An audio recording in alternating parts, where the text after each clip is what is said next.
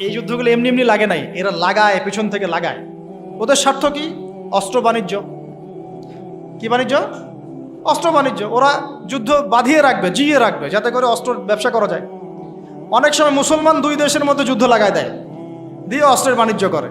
অচিরেই তারা পুরো বিশ্বে একটা বড় যুদ্ধ বাঁধিয়েই ছাড়বে, দেখেন ইনশাল্লাহ। অচিরেই তারা পুরো বিশ্বে একটা বড় যুদ্ধ না বাঁধানো পর্যন্ত থামবে না। এই বিশ্বটাকে ছোট করার দুইটা পদ্ধতি তারা বের করেছে। একটা হচ্ছে ইন্টারনেট সেকশন, প্রযুক্তি দিয়ে বিশ্বটাকে ছোট করে নিয়ে আসা, এটা হয়ে গেছে। বিশ্বে এখন ছোট, শর্ট জায়গা, এইখান থেকে ওইখানে আপনি যোগাযোগ খুব দ্রুত করতে পারবেন। বিশ্ব ছোট, আপনাকে পায়ে হেঁটে যেতে হবে না। আর একটা অপশন হচ্ছে পুরো বিশ্বে যুদ্ধ বাঁধিয়ে দিয়ে পুরো বিশ্বের আয়তন ছোট করে ফেলা। আর আমি কনফিডেন্ট আমার বক্তব্যে, এটা আমার ধারণা, আমার ইস্তেহাদও বলতে পারেন, যদিও আমি মুস্তাহিদ নই। আমার ইন্টারপ্রিটেশন, এই শব্দটা ভালো হবে, ইস্তেহাদ না বলে বলছি আমার ইন্টারপ্রিটেশন, যে অচিরেই তারা পুরো বিশ্বে একটা বড় যুদ্ধ বাঁধিয়েই ছাড়বে, দেখেন ইনশাআল্লাহ। অচিরেই তারা পুরো বিশ্বে একটা বড় যুদ্ধ না বাঁধানো পর্যন্ত থামবে না। এই শাসন না হওয়া পর্যন্ত কিয়ামত হচ্ছে না। আর এই শাসন ততক্ষণ হচ্ছে না যতক্ষণ মহাযুদ্ধ না হচ্ছে। আর মহাযুদ্ধ না হওয়া পর্যন্ত ইমামুল মাহদিও আসছেন না। মাহদি তখনই আসবেন যখন মুসলমানদের অবস্থা এরকম খারাপ হতে থাকবে। আর মাহদি না আসার আগে দাজ্জালও মানুষের রূপে বের হবে না। এখানে ওখানে যে আনাচে কানাচে মাহাদিগুলো বের হচ্ছে, এরা মাহাদি নয়। গোলাম আহমেদ কাদিয়ানিও দাবি করেছিল যে ও মাহাদি।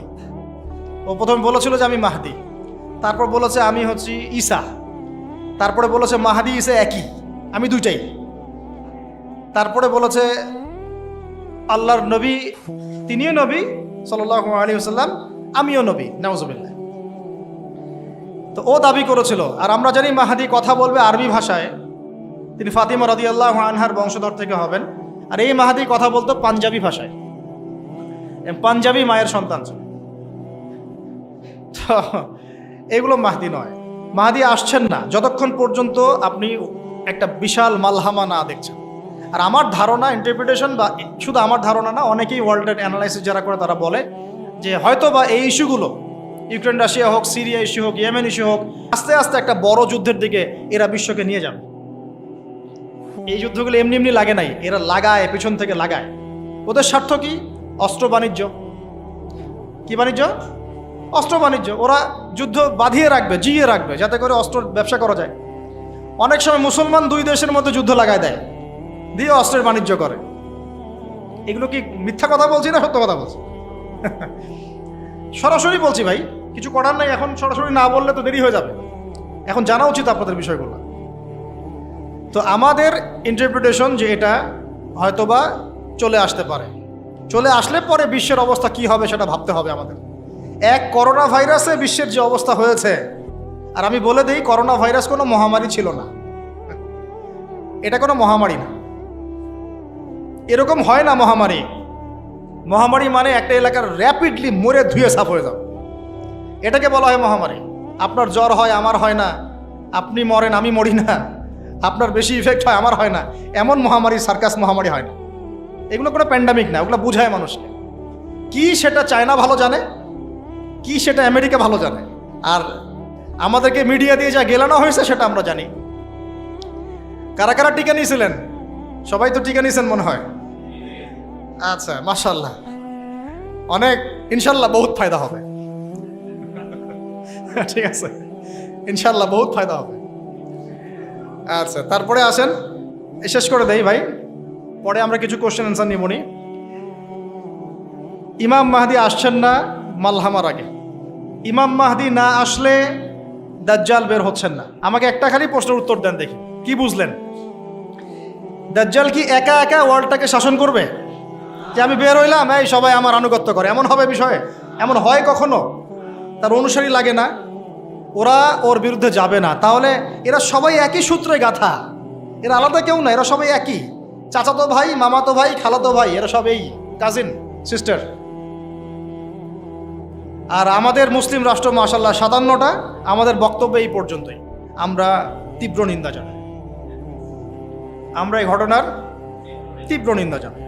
বাস দ্যাটস অল। এর চেয়ে বেশি কিছু বলারও নাই। আমরা হাসছি, বাট আমাদের কাঁদা উচিত। মুসলিম রাষ্ট্রগুলোর মধ্যে পারমাণবিক বোমা নাই? নাই?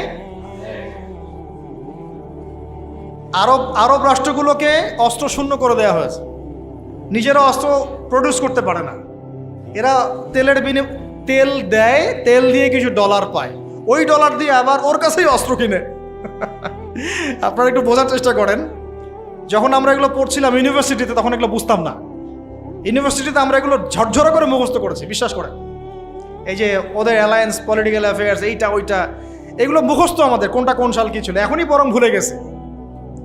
কিন্তু ইসলামের সাথে যখন এটা মেলানো শুরু করলাম, তখন দেখলাম যে বাপরে বাপ, গভীরে তো অনেক কথা আছে, এ শেকড় তো অনেক গভীর। মানে বিষয়টা বোঝেন যে আমি তেল বিক্রি করব শুধুমাত্র ডলারে, অন্য কোনো কারেন্সিতে না। মানে ধরেন যে এই ব্রিফকেস ভর্তি টাকা আছে, কি আছে ভাই, এটাতে ধরেন যে 1 কোটি টাকা আছে, আর আমি গেলাম আবুধাবিতে। কোথায়? আবুধাবি। তো গিয়ে বললাম যে শেখ, এই যেখানে এই ব্রিফকেসে 1 কোটি টাকা আছে, নট ডলার, টাকা, আমাকে 5 লিটার তেল দেওয়া যায়? জীবনে আমাকে তেল দিবে না। এই বক্সটা আমি নিয়ে গেলাম টাকার জায়গায় ডলার দিয়ে, শেখ আমার কাছে ডলার আছে 1 ব্রিফকেস, আমাকে কি এখন তেল দেওয়া যায়? অবশ্যই। কুল্লু খালাস, আসেন। অবশ্যই, ইয়া হাবিবি কুল্লু খালাস, আসেন তেল নিয়ে যান। হাবিবি বলবে তখন, আসেন তেল নিয়ে যান। এই যে শুধুমাত্র ডলার দিয়ে তেল কেনা বেচা করার চুক্তি, এর নাম হলো পেট্রো ডলার মনিটরি সিস্টেম। আপনি ডলার ছাড়া অন্য কোনো কিছুতে তেল কিনতে পারবেন না। গাদ্দাফি চেষ্টা করেছিল, মেরে দেওয়া হয়েছে, ঠিক আছে। তারপরে আরও অনেক কান্ট্রি, সাদ্দাম হুসাইন ট্রাই করার চেষ্টা করেছিল, মেরে দেওয়া হয়েছে। এই চায়না, রাশিয়া এখন চেষ্টা করছে যে আমরা অন্য কারেন্সিতে তেল কেনা বেচা করব। ইরান মাঝখানে চেষ্টা করেছে আমরা সোনাতে তেল কেনা বেচা করবো, সোনা দিয়ে। ওই জন্য দেখেন ইরানের সাথে অলওয়েজ লেগে আছে, অলওয়েজ একটা ফিকশন লেগে আছে। এখন কথা হচ্ছে এই যে কেনা বেচাটা জায়েজ না জায়েজ বলেন দেখি, এটাও ভাইদের কাছে ফতোয়া নিয়েন।